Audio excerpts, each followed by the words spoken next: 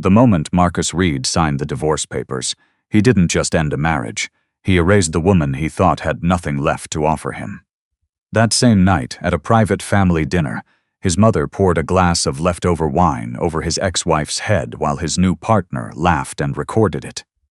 To them, she was just a quiet, failed woman who had been living off Marcus's success. What none of them knew was that the woman standing there in silence had already signed off on a decision that would cost them everything they thought they owned. Welcome to today's story. If you enjoy emotional drama and shocking twists, don't forget to like this video and subscribe for more unforgettable stories. And before we begin, let me know where you're watching from in the comments. 3 years earlier, none of this looked inevitable. But tonight, everything had already been decided. The dining room felt too bright for what it had become. Crystal lights reflected off polished wood. The table was set like a celebration, not the end of a marriage. Linda Reed had arranged every detail herself. Perfect plates, perfect glasses, perfect illusion. Marcus sat at the head of the table, relaxed in a way he hadn't been in months. Beside him, Vanessa leaned close, her hand resting lightly on his arm as if she had always belonged there. She wore confidence like jewelry, the kind that didn't need to be explained. Across from them stood Elena. She hadn't taken a seat. Her coat was still on. Simple, clean, unremarkable. Exactly the way Linda liked to describe her. "You could at least dress for the occasion," Linda said, her voice sharp enough to cut through the room without effort. "It's the last dinner you'll ever have with this family." Elena didn't respond. Her hands rested loosely at her sides. No shaking, no pleading, just stillness. Marcus didn't look at her at first. He poured himself another drink, then leaned back slightly. "It doesn't have to be dramatic," he said.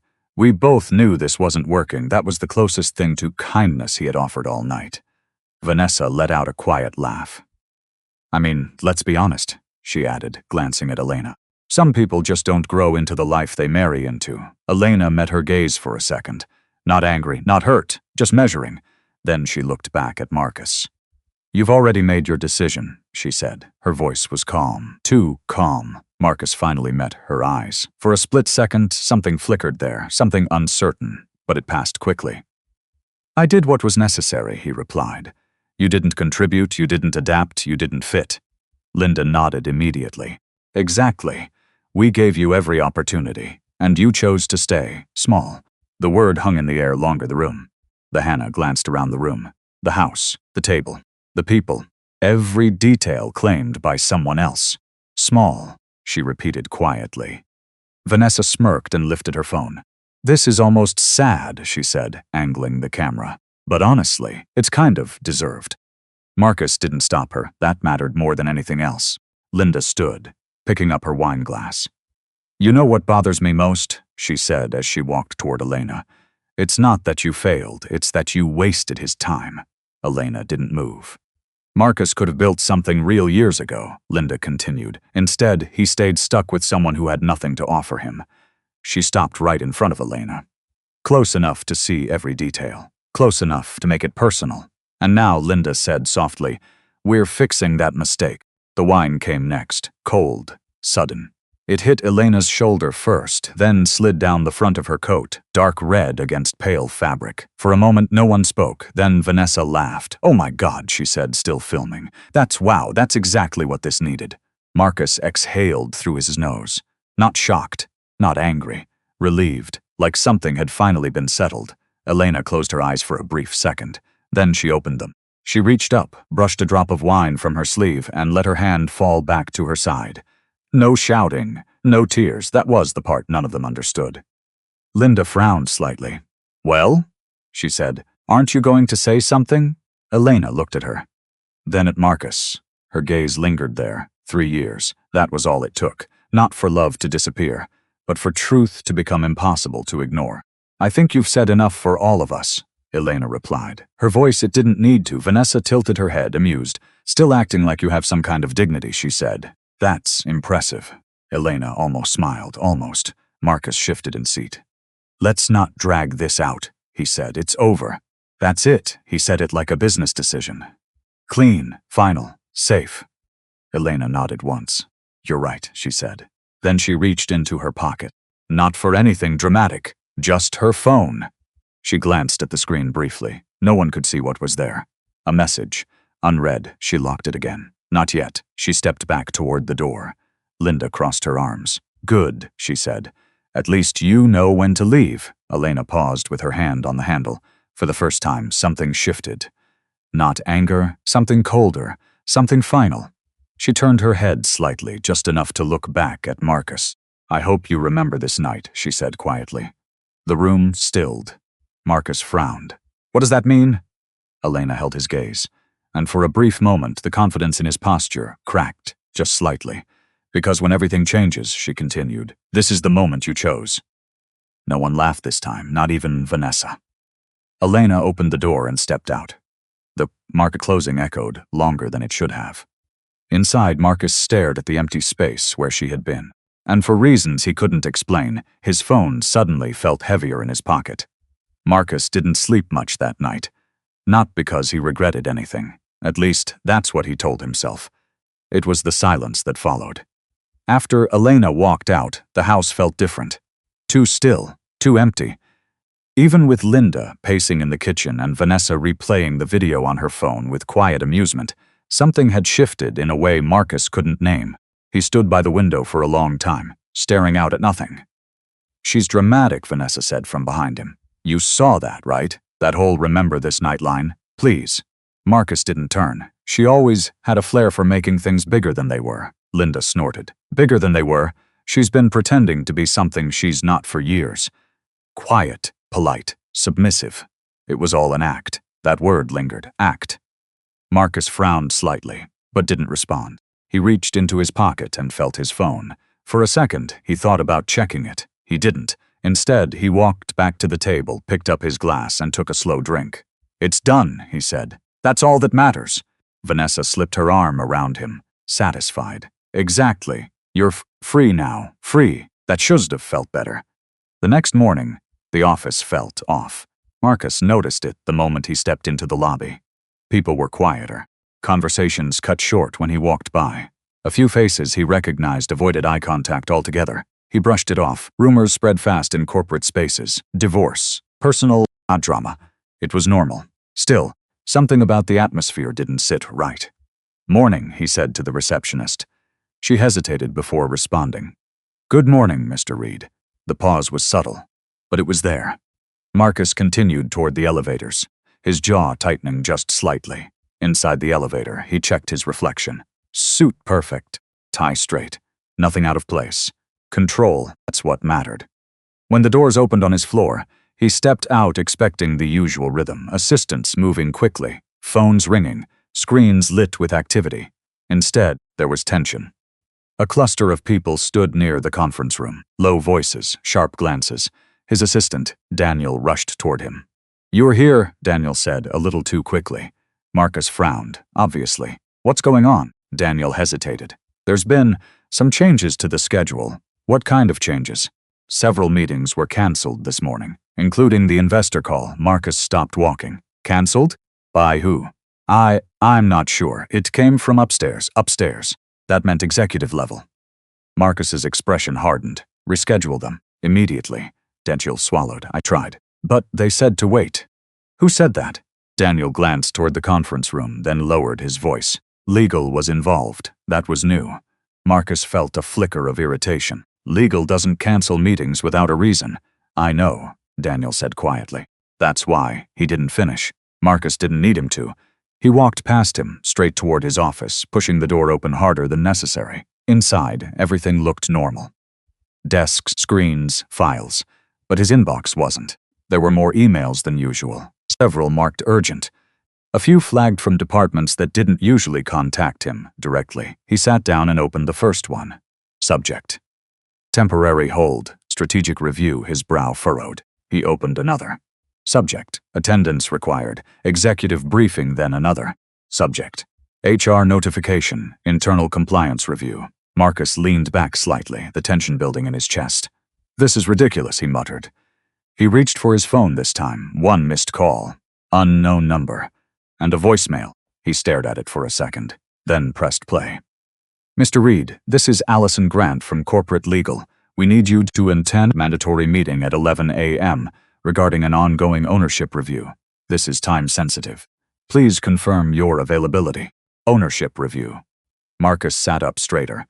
That didn't make sense. Ownership reviews didn't involve him. Not directly. He wasn't at that level. Not yet. His fingers tapped lightly against the desk as he replayed the message in his head. Something wasn't lining up. A knock at the door interrupted his thoughts. Come in.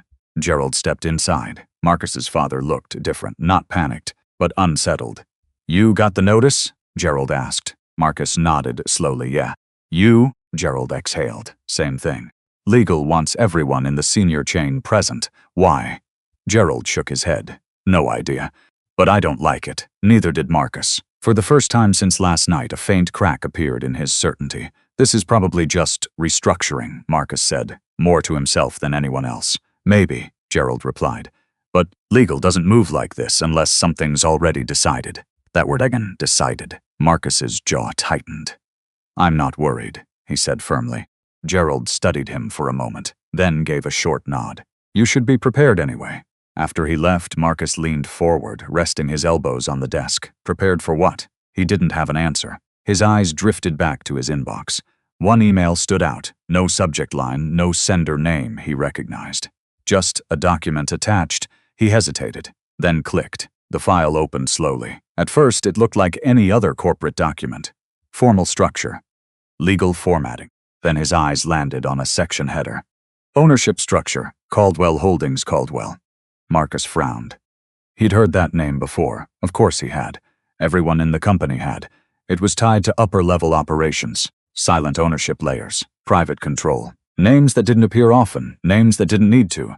He scrolled. His heartbeat picked up slightly, and then he saw it, a signature block, clean, precise. E. Caldwell. Marcus froze. For a second, his mind didn't connect it. Then something flickered. A memory, a name. He shook his head immediately. No, he muttered under his breath. That didn't make sense. It couldn't. Elena had nothing to do with this. She didn't even. His thoughts cut off. His phone buzzed in his hand, a new message. From Daniel. They moved the meeting up. It's starting in 10 minutes. Marcus stared at the screen, then back at the document, then at the name. Ia Caldwell. His grip tightened. And for the first time, he wasn't sure he understood the company he worked for. Marcus didn't wait. He grabbed his jacket, shoved his phone into his pocket, and headed straight for the executive floor. The elevator ride felt longer than usual, even though nothing had changed. Same mirrored walls, same quiet hum. But this time, he watched his own reflection more closely. There was a tension in his jaw he couldn't hide. E. Caldwell. The name kept circling in his head, refusing to settle into anything logical. He told himself it was coincidence, a common initial. A coincidence tied to a corporate structure he didn't fully understand. That was all. It had to be. When the elevator doors opened, the atmosphere hit him immediately. Different floor, different energy. This wasn't his level of the company. It was quieter, more controlled. Assistants spoke in low tones. Doors stayed closed. People here didn't rush. They waited. Marcus stepped out, scanning the hallway. Gerald was already there, standing near the conference room with two other executives Marcus recognized but rarely interacted with. All of them looked tense. You made it, Gerald said as Marcus approached. What is this? Marcus asked, keeping his voice low. What kind of ownership review pulls this many people in? Gerald shook his head. No idea. But legal's inside, and so is the board liaison. Marcus's eyes narrowed.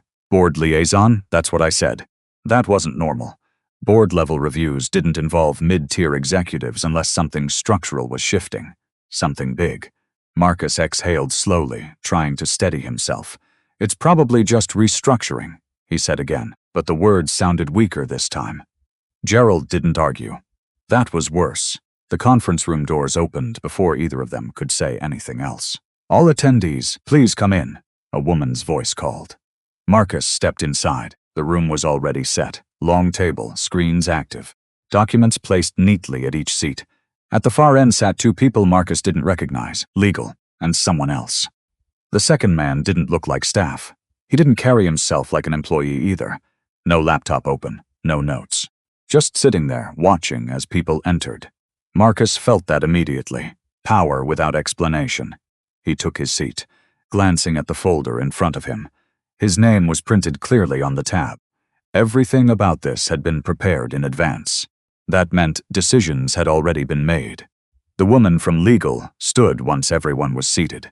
"Thank you for coming on short notice," she said, her tone precise. "This meeting concerns an internal ownership review and compliance assessment related to Caldwell Holdings and its operational subsidiaries." Caldwell again. Marcus's fingers tightened slightly on the edge of the table. "We will be discussing structural oversight, decision authority, and recent documentation that requires immediate clarification," she continued. Gerald shifted beside him. "Clarification of what?" he asked. The woman didn't answer directly. "You'll each have an opportunity to review the materials provided." Marcus opened the folder. The first few pages were standard. Organizational charts, financial summaries, internal reporting structures. Nothing alarming until it changed.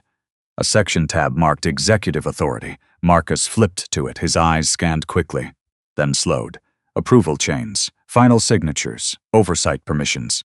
The structure wasn't what he thought it was. Not even close. Several decisions he believed came from senior executives didn't. They routed somewhere else, higher, hidden.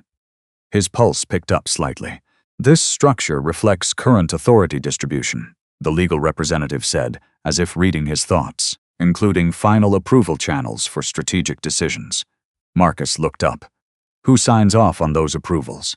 The room went quiet for a fraction of a second. Then the second man, the one who hadn't spoken, leaned forward slightly. "That's part of what we're clarifying today," he said calmly. His voice was measured, controlled. Marcus didn't like it. Gerald frowned. "Clarifying? That implies there's confusion." The man's gaze shifted briefly toward him. "There is." That word landed harder than expected. Marcus looked back down at the document. There it was again. The signature line, consistent across multiple approvals. E. Caldwell, his chest tightened. He flipped another page. Same name. Another same. Marcus felt a flicker of irritation now, pushing past uncertainty. "Who is this?" he asked, more sharply than before. "Why isn't this information transparent?" The legal representative answered this time. "Ownership structures at this level are not always public-facing. However, they are fully compliant with corporate governance." "That's not what I asked," Marcus said. "I asked who is making these decisions." The man at the end of the table watched him carefully, then said, "Someone with full authority to do so." Marcus leaned back, fussily, jaw tightening. "That doesn't answer anything." "No," the man agreed calmly. "It doesn't." That was deliberate. Marcus could feel it. Gerald spoke again, more cautious now. "Why are we being pulled into this?" "Because your positions are directly affected by the outcome of this review," the legal representative replied. "Affected." Marcus's focus sharpened immediately. "In what way?" "That depends on the findings." That wasn't an answer either. Marcus's frustration was building now, pushing through the confusion. He had worked for years to reach his position, built relationships, delivered results. He wasn't going to sit here and be treated like he didn't belong. "There's nothing to review," he said firmly. "Our division is performing. Our numbers are strong. There's no reason performance is not the issue," the man interrupted. Marcus stopped. The interruption was subtle, but it carried weight. "Then what is?" Marcus asked. The man held his gaze for a moment longer than necessary, then said, "Control." Silence followed, not loud, but heavy. Marcus felt something shift again. Control. He glanced down at the documents one more time, at the signature, at the name. E. Caldwell. A thought tried to surface again. He pushed it down immediately. It didn't make sense. It couldn't. His phone buzzed against the table. He ignored it. Then it buzzed again, and again. Finally, he glanced at the screen. Multiple messages. From Daniel. From HR. From an unknown number. One preview caught his eye. "Please review immediately." Marcus opened it. A single line appeared. "Executive presence confirmed. E. Caldwell will attend the next session in person." Marcus froze. The room suddenly felt smaller. And for the first time, he realized this wasn't just a review. It was a setup. Marcus didn't speak for the rest of the meeting. He didn't need to. The words on the screen were doing enough damage on their own. Control. Authority. Final approval. Every path led to the same place. Every decision, budgets, hiring freezes, acquisitions, internal promotions, ran through a layer he had never seen before. A layer that didn't report to him, didn't report to his father, didn't report to anyone in that room. It reported to one name, E. Caldwell. The legal representative continued outlining compliance procedures, but Marcus barely heard it anymore. His focus stayed locked on the documents in front of him, on the structure he had misunderstood for years. This wasn't just a company. It was something he had only been allowed to participate in, not control, never control. Given the current review, the woman said, all strategic decisions are temporarily paused until confirmation from ownership is formally acknowledged. Marcus looked up sharply. Paused? You're freezing operations? Not freezing, she corrected calmly. Holding for confirmation, that's the same thing. No, she said. It's accountability. The word hit harder than expected. Marcus leaned forward slightly. We have ongoing deals. Contracts in negotiation. You can't just... We can't, she interrupted. And we have the man at the end of the table didn't move. He didn't need to. Marcus felt the shift again. That quiet, invisible line between people who thought they had power and people who actually did. Gerald spoke next, slower this time. This confirmation. When does it happen? The legal representative checked her notes. Later today. Once ownership is present. Ownership, not executive, not board. Ownership. Marcus's grip tightened around his pen. His mind was still trying to connect the pieces, but they refused to settle into anything logical. Elena. The thought surfaced again. This time stronger. He pushed it down harder. No, that didn't make sense. It couldn't. Elena didn't even. His phone buzzed again. This time he didn't ignore it. A message from Vanessa. Call me. Something weird is happening. Marcus frowned and opened it. Another message followed immediately. My badge isn't working. They won't let me into my floor. He blinked. That didn't make sense either. He typed quickly. What do you mean? The reply came fast. Security says access is restricted. They're checking something. Marcus, what's going on? Marcus stared at the screen, then slowly looked back up. The meeting was still going, but now the room felt tighter, more controlled, like every move had already been calculated. He stood up suddenly. I need to step out. The legal representative didn't stop him. That alone told him something was wrong. He walked out into the hallway, pulling his phone to his ear. Vanessa answered immediately. Marcus, what is happening? They're treating me like I don't work here. Calm down, he said, though his own voice wasn't steady. It's probably just part of the review. A review doesn't lock people out, she snapped. I've been here 3 years. I have clearance, and now they're saying my access is under evaluation? What does that even mean? Marcus didn't have an answer. That was the problem. I'll figure it out, he said. Just wait. Wait for what? Vanessa cut him off. You're the one who told me everything was secure. That your position was stable. That your family, my family is stable, Marcus said, sharper than he intended. Silence followed. Then Vanessa lowered her voice. Then why does it feel like something is collapsing? Marcus closed his eyes briefly. Because it was. He just didn't understand how. I'll call you back, he said, ending the call before she could push further. He stood there for a moment, staring at the dark screen of his phone. Then he turned. Gerald was standing a few feet away. He must have stepped out too. What's going on? Gerald asked quietly. Marcus shook his head. I don't know, but Vanessa's access just got restrained. That's not random, he said. No, Marcus agreed. Neither of them said it out loud, but they both felt it. This wasn't about restructuring anymore. This was targeted. Gerald exhaled slowly. We need to be careful. Marcus let out a short, humorless breath. Careful? About what? We don't even know what we're dealing with. Gerald's gaze shifted toward the conference room door. Exactly. They went back inside. The atmosphere had changed again. More people were seated now, higher level. People Marcus had only seen in passing. The man at the end of the table hadn't moved, but now his attention was sharper, focused, waiting. The legal representative closed her folder. We will be pausing here, she said. The next session will begin once ownership arrives. Marcus felt his pulse spike again. Ownership, not a name, not a department, a person, someone who had been invisible until now, someone who had been making decisions without ever showing up until today. The room shifted slightly as people adjusted in their seats. No one spoke, no one needed to. The weight of anticipation filled the silence. Marcus glanced down at the documents one more time. E. Caldwell. The name felt different now, closer, more real.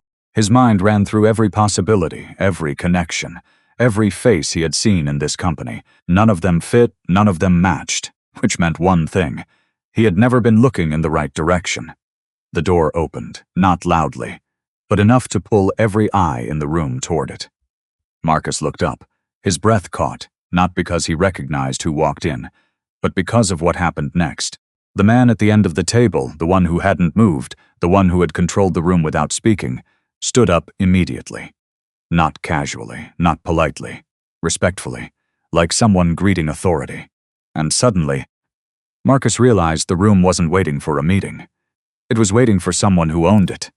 The room didn't breathe. It held itself in place, suspended between anticipation and something sharper.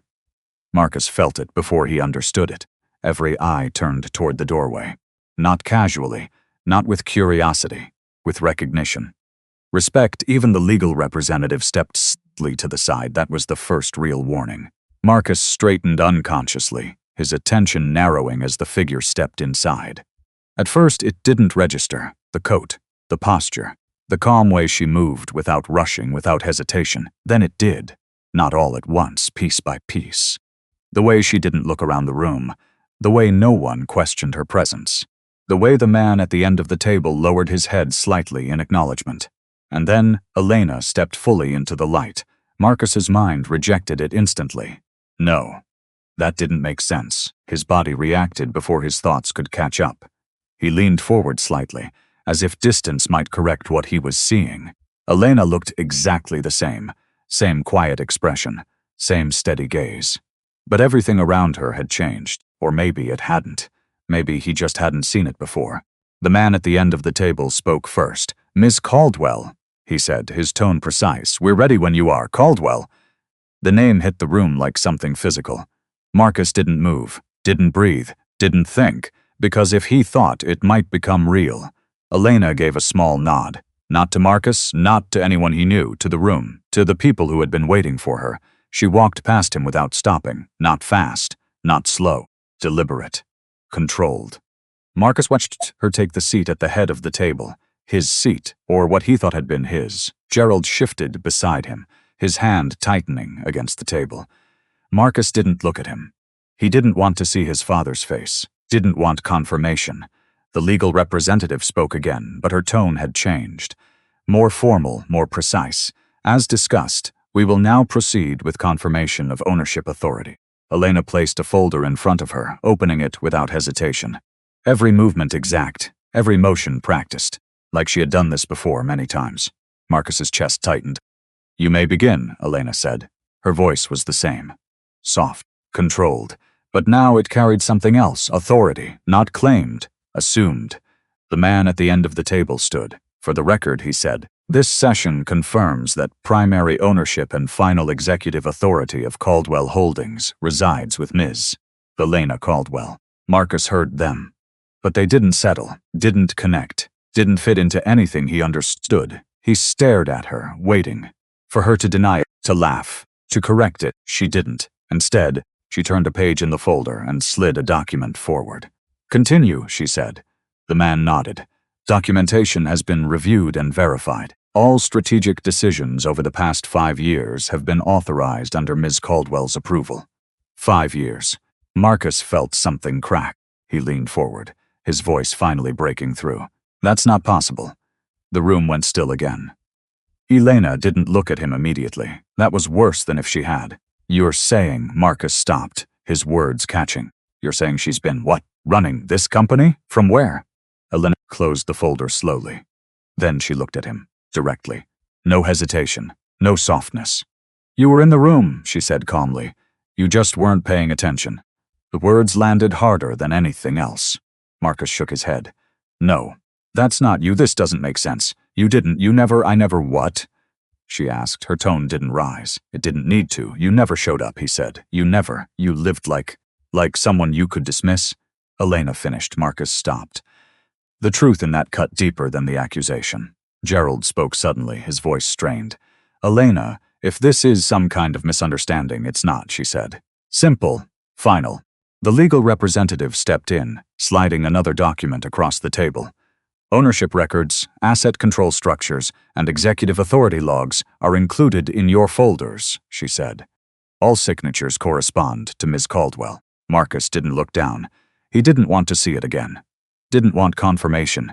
Because confirmation meant everything he had believed was wrong. Vanessa, the house, his position, his confidence, all of it. Elena rested her hands lightly on the table.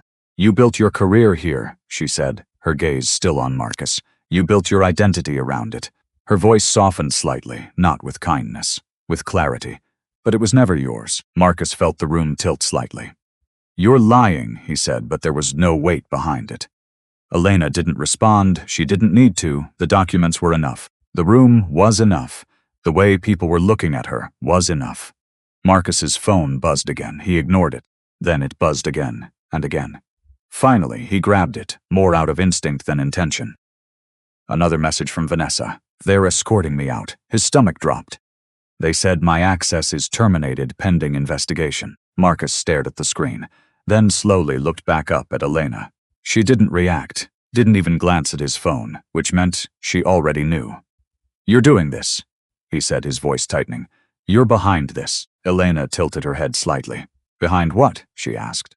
The question wasn't innocent. It was precise. Calculated. Marcus pushed his chair back slightly, the sound sharp against the floor. You're freezing operations. You're locking people out. I'm reviewing what belongs to me, she said. The interruption was calm, absolute. Marcus stopped, because there was nothing in her tone to argue with. No anger, no revenge, just ownership. Real ownership. The kind he had never actually held. Silence stretched across the room again. Not uncertain this time, settled, final. Marcus looked at her, really looked at her for the first time, and saw it. Not the woman he had dismissed, not the woman he had humiliated, but someone who had been waiting, deciding, all along. His phone buzzed once more. This time, it wasn't Vanessa. It was a new message. From corporate HR, he opened it slowly and felt his chest tighten as he read the first line. Effective immediately, your position is under formal review pending executive decision. Marcus didn't look away from the screen. Because he already knew this wasn't the worst part. Not yet. Marcus didn't move. The message was still open in his hand, the words blurring slightly as his focus shifted back to Elena. She hadn't raised her voice, hadn't threatened, hadn't even looked satisfied. That was what unsettled him the most. This wasn't revenge. It was correction. Gerald was the first to break. This review, he said, forcing control into his voice. What exactly does it mean for our positions? Elena didn't answer immediately. She turned a page in her folder, scanning something briefly, then looked up again. Your positions were granted under operational performance, she said. Not ownership authority. Gerald's jaw tightened. We understand that. No, Elena said calmly. You didn't. Silence again. Heavy. Controlled. Marcus finally stood. The movement was abrupt, sharp enough to cut through the room's quiet. You're not just reviewing, he said. You're dismantling. Elena held his gaze. I'm evaluating, she corrected. That's not what this looked. That's because you're seeing it for the first time. The words landed harder than anything else she had said. Marcus stepped closer to the table, his voice tightening. You've been hiding this from all of us. Elena didn't deny it, yes. Simple. Direct. Marcus let out a short breath, almost a laugh, but there was no humor in it. So what? This was some kind of test? You lived like that, he gestured vaguely, frustration spilling over. Like you had nothing, just to see how we'd treat you? Her expression didn't change. I lived the way I chose to live, she said. What you chose to see was your decision. Marcus stopped. Because he couldn't argue with that, not honestly. Gerald stepped in again, more urgent now. Elena, we've worked for this company for years. Whatever this is, there has to be a way to… To what? She asked. Her tone wasn't sharp. But it cut, anyway. To fix this, Gerald said. Elena looked at him for a moment. This isn't new, she said. Nothing here started today. Marcus felt something shift in his chest. Because she was right, the signs had been there. He just hadn't cared to notice them. The way senior executives deferred decisions, The way certain approvals never came from visible leadership. The way Elena had known things, details about deals, timelines, risks. Assumed she was guessing. Assumed she was trying to sound more informed than she was. He swallowed. "You could have told me," he said, quieter now. Elena's eyes held his. "I could have," she agreed. That was all she said, and somehow it said everything. Marcus looked away first, because now the weight of it was starting to settle, not just what she was, but what he had been, wrong. Not just about her, about everything. The legal representative cleared her throat, bringing the room back to structure. "We will proceed with individual assessments," she said. "Each of you will receive formal notice regarding your roles, responsibilities, and any compliance concerns." Compliance. Marcus stiffened again. "What concerns?" he asked. The legal representative didn't hesitate. "That depends on documented behavior and decision-making within your divisions." Marcus' mind moved quickly now. Too quickly. Because there were things, decisions he had made. Shortcuts, favors, Vanessa. He felt it then, not just uncertainty. Risk. "You're reviewing everything?" he asked. "Yes." "How far back?" "As far as necessary." Marcus exhaled slowly, tension tightening through his shoulders. This wasn't just about authority. It was about exposure. Gerald spoke again, more carefully this time. "And during this process, operations will continue under interim oversight," the legal representative replied. "Final decisions require Ms. Caldwell's approval." Marcus glanced at Elena again. She didn't react, didn't claim it, didn't emphasize it. She just accepted it, like it had always been hers. Because it had. Vessa's name flashed through his mind again. Her messages, her access, her panic. "You're targeting people," he said suddenly. Elena's gaze shifted to him. "People who violated policy," she said. Marcus felt the hit immediately. "And you think this is fair?" he asked. "I think it's accurate." The room held that answer. Marcus ran a hand through his hair, pacing once before stopping again. "You're going to tear everything down," he said. "No," Elena replied. "I'm deciding what stays." That was worse. Because it meant some things wouldn't. His phone buzzed again. He didn't want to check it, but he did. Another message. From HR. He opened it. His breath slowed as he read. "Formal review includes potential suspension of decision-making authority effective immediately." Marcus lowered the phone slowly. Suspension, not yet termination. But close. Too close. He looked at Elena again. For the first time, not as his ex-wife. Not as someone he had dismissed, but as the person holding the outcome of everything he had built. "You're not going to destroy this company," he said quietly. Elena met his gaze. "I built it to last," she replied. Not defensive, not emotional, just true. Marcus felt something collapse inside that certainty, because he finally understood. This wasn't about destroying anything. It was about removing people who never belonged in control, and he might be one of them. The legal representative began distributing additional documents. "Please review your individual notices," she said. Marcus didn't move, didn't reach for the paper immediately, because he already knew whatever was written there was only the beginning. His phone buzzed one last time. A new message, different sender, unknown number. He hesitated, then opened it. A single line. "Your access to executive systems has been restricted pending final authorization." Marcus stared at the screen, then slowly looked up at Elena. She wasn't watching him. She didn't need to, because for the first time, Marcus realized he wasn't part of the room anymore. He was waiting for permission to stay. Marcus didn't sit down again. He couldn't. The chair behind him felt irrelevant now, like it belonged to someone else, someone who still had a place in that room. He wasn't sure he did anymore. Around him, papers shifted. Quiet movements. People reading documents they suddenly understood mattered more than anything they had signed before. Gerald picked up his notice slowly. Marcus didn't look at it. He didn't need to see his father's reaction to know it wasn't good. "What does this mean?" Gerald asked finally, his voice lower than Marcus had ever heard it. The legal representative answered without hesitation. "It means your position is under review pending compliance findings and executive approval." Gerald's hand tightened around the document. After 30 years? Elena didn't interrupt. She didn't soften it either. Because time didn't matter anymore, only structure did. Marcus forced himself to move, finally reaching for his own document. The paper felt heavier than it should have. He opened it. His eyes scanned quickly at first, then slowed, then stopped. There it was. Language he couldn't ignore. Pending investigation of internal conduct, review of executive decision-making authority, temporary suspension of approval rights. Marcus exhaled sharply through his nose. This is a joke, he muttered. But it wasn't. He knew it wasn't. Elena hadn't moved. She sat at the head of the table, reviewing her own notes, occasionally signing something, occasionally passing documents back toward legal. Like this was routine. Like this wasn't the moment his entire career was unraveling. "You're using technicalities," Marcus said suddenly. His voice cut through the room again. Elena looked up. Not surprised, not defensive, just attentive. "Technicalities?" she repeated. Marcus stepped closer, document still in his hand, compliance reviews. "Internal conduct. You're dressing this up like it's objective, but it's not. This is personal."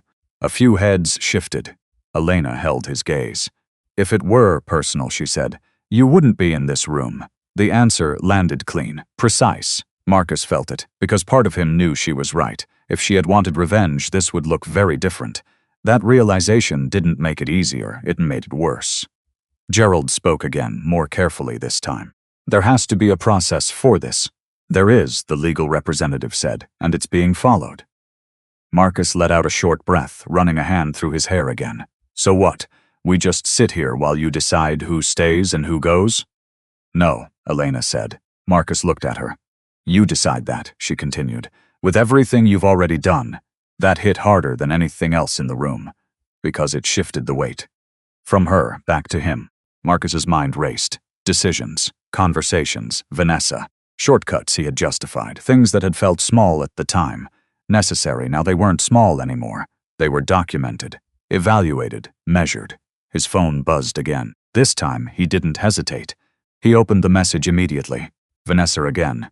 "They just told me I'm under investigation." His stomach dropped. "For what?" he typed quickly. The reply came slower this time. "I don't know. They mentioned conflict of interest." "Marcus, what did you tell them?" Marcus froze. Conflict of interest. His grip tightened on the phone. He hadn't told them anything. Which meant they already knew. He looked up slowly, at Elena. She wasn't watching him. She didn't need to. Because this wasn't about catching him in the moment. It was about everything that had already been recorded, documented, waiting. "You've been building this," Marcus said quietly. Elena didn't deny it. "I've been maintaining it," she corrected. "That's not the same thing." "No," she said. "It's more consistent." Marcus shook his head, a faint edge of disbelief slipping through. "You let this happen," I observed, she said. "You let it happen," he repeated, more sharply now. Elena leaned back slightly in her chair. "For 3 years," she said, "you had access to everything you needed to be better." Marcus stopped because there was no anger in her voice, only clarity. "You didn't need me to tell you how to treat people," she continued. "You didn't need to know who I was to act with integrity." The words settled into the room like something heavy and permanent. Marcus looked away, because now he understood the part that mattered most. This wasn't about her being powerful. It was about him choosing to be careless when he thought she wasn't. Gerald lowered himself into his chair, finally, the document still in his hands. "What happens next?" he asked. The legal representative answered. "Each case will be reviewed individually. Decisions will be issued based on findings. And until then," Gerald pressed, "access remains restricted, authority remains suspended." Marcus let out a slow breath. Restricted. Suspended. Waiting. He had spent years building momentum. Now everything was paused by someone he had dismissed as irrelevant. His phone buzzed again. Different sender this time. Unknown number. He opened it slowly. A message. Short. Direct. "You are required to attend a secondary review session at 4 p.m. with legal and executive oversight." Marcus stared at it. Secondary review. Not optional, not delayed. Immediate. He looked back at Elena. For a second, just a second, he almost said something different, something real. But it passed. Replaced by something else. Pride. Regret. He couldn't tell the difference anymore. Elena closed her folder. The sound was quiet, but final. "This session is over," she said. No one argued. No one asked questions, because everyone understood this wasn't the end. It was the beginning of everything being decided. Marcus didn't move right away. Neither did Gerald. Around them, people started to leave slowly, carrying documents that now defined their futures. Marcus looked down at his own paper one more time, then folded it once, carefully, like control still mattered. When he looked up again, Elena was already standing, already turning toward the door, not looking back, not waiting. And for the first time, Marcus realized something he hadn't been ready to admit before. He wasn't trying to win anymore. He was trying not to lose everything. His phone buzzed one last time. He didn't want to check, but he did. Another message, from corporate systems. He opened it and felt the final shift hit him. Your executive credentials have been temporarily revoked pending further notice. Marcus stared at the words, then slowly lifted his head toward the door Elena had just walked through. Because now he knew exactly who was her soul and what happened next, and he wasn't on her side anymore. Marcus waited outside her office for nearly 20 minutes before the assistant finally nodded and let him in. The room was quiet, clean, minimal, nothing excessive, nothing loud, just glass, steel, and the kind of stillness that came from control. Elena stood by the window, looking out over the city. She didn't turn when he walked in. For a moment, he just stood there, unsure how to begin. That had never happened before. He had always known what to say, always believed he was the one in control of the conversation. Now he wasn't even sure he deserved to be in the room. Elena, he said finally. She didn't respond right away. Then, slowly she turned. Not cold, not angry, just distant. I don't have much time, she said. The words were simple, professional. Final. Marcus nodded, though something in his chest tightened. I won't take long. He stepped forward, stopping a few feet from her desk, close enough to speak, not close enough to pretend anything was the same. I didn't know, he said. The words came out rougher than he expected, less certain. Elena watched him. I know, she said. That wasn't comfort. It was confirmation, Marcus swallowed. If I had known, you would have treated me differently, she finished. He stopped, because that was exactly what he was about to say, and hearing it out loud made it sound worse than he expected. I would have understood, he tried instead. Elena shook her head slightly. No, would have adjusted. That landed deeper, because it was true. Marcus held slowly, running a hand over his face. I made mistakes, yes. No hesitation, softening. Just truth. He nodded once, forcing himself to stay steady. Then let me fix them. Elena didn't move. Fix what? She asked. Marcus stepped closer, his voice tightening. Everything. The way I handled things. The way I treated you. The divorce. That's already done, she said. I can reverse it, he insisted. We can. No. The word was quiet, but absolute. Marcus froze. Elena held his gaze. You don't get to undo something just because you understand it now, she said. Understanding doesn't erase the choice you made. Marcus felt the weight of that settle into him. Because there was no argument, only consequence. I didn't know who you were, he said again, softer this time. Elena stepped away from the window, finally closing the distance between them. That was the point, she said. He looked at her, confusion flickering again. I didn't hide it to trap you, she continued. I hid it because I wanted to know if I could be loved without it. The words were calm, but there was something underneath them. Something older, more tired. I wanted a normal life, she said. A relationship that wasn't built on numbers, titles, or expectations. Just two people choosing each other. Marcus's chest tightened. And I thought I had that, she added. That was the first time her voice shifted, not louder. Marcus felt it, because now he understood what he had actually broken. Not her status, not her position, her belief. I chose wrong, he said quietly. Elena didn't deny it. Yes, another clean answer. Marcus closed his eyes briefly, then opened them again. I can change. Elena studied him for a moment, then shook her head. Maybe, she said, but not with me. The finality in her voice didn't feel cruel. It felt resolved. Marcus felt something collapse in his chest. Not anger, not frustration, just loss. I would have stayed, he said, almost to himself, if I had known. Elena looked at him carefully. That's exactly why I never told you, she said. Silence filled the space between them. Because now he understood the part that mattered most. It was never about her being powerful. It was about him only valuing her when she was. Marcus looked down, then back up again. There was nothing left to argue, nothing left to fix, only something left to accept. I'm sorry, he said. This time, it wasn't defensive, it wasn't strategic. It was just honest. Elena nodded once. I know. She walked past him then, toward the door, not rushing, not hesitating, just moving forward. Marcus didn't stop her, not shout out, because for the first time he understood that wanting her back wasn't enough. Not anymore. At the door, Elena paused. Not to look at him, but just long enough to breathe. Then she stepped out, leaving everything behind that no longer belonged to her. She didn't walk away like someone powerful. She didn't walk away like someone who had won. She walked away like someone who had finally chosen herself, and that was worth more than anything she had ever owned. If you've ever been underestimated, you already know. Silence is not weakness.